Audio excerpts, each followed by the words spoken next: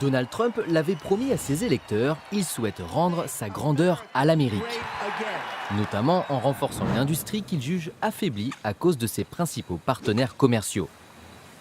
Pour Donald Trump, les accords passés avec le Mexique, le Canada, l'Europe et surtout la Chine seraient responsables du très lourd déficit commercial américain, des milliers d'usines fermées et des milliers d'emplois perdus aux États-Unis.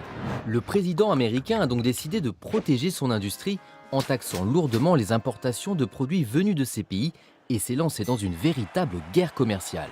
En janvier 2018, il lance l'offensive en taxant les machines à laver et les panneaux solaires chinois pour les rendre plus chers, donc moins compétitifs par rapport à ceux fabriqués aux États-Unis. L'Europe devient ensuite sa nouvelle cible quand il annonce sa volonté de taxer l'acier et l'aluminium européens. La riposte ne tarde pas. Les Européens décident d'augmenter les droits de douane sur certains produits américains, comme le beurre, le tabac et les motos Harley-Davidson. Les Canadiens répliquent à leur tour en taxant les importations américaines d'acier, de produits agricoles et de divers produits industriels.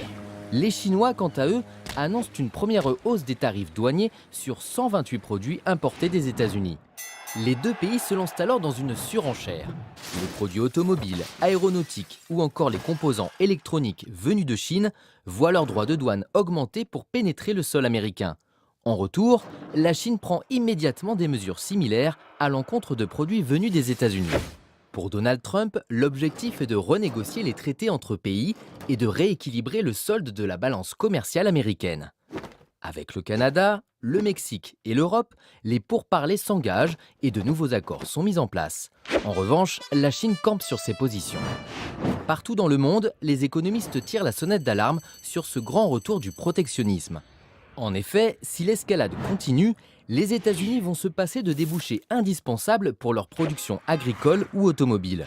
Mais plus concrètement, en augmentant les prix de nombreux produits importés, cette guerre commerciale entraîne une hausse du coût de la vie des consommateurs américains et donc une dégradation de leur pouvoir d'achat. La croissance économique du pays serait alors ralentie, l'inverse du résultat recherché.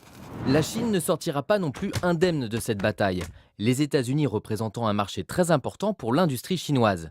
Ce combat agressif entre ces deux grandes puissances économiques menace très fortement l'ensemble du commerce international.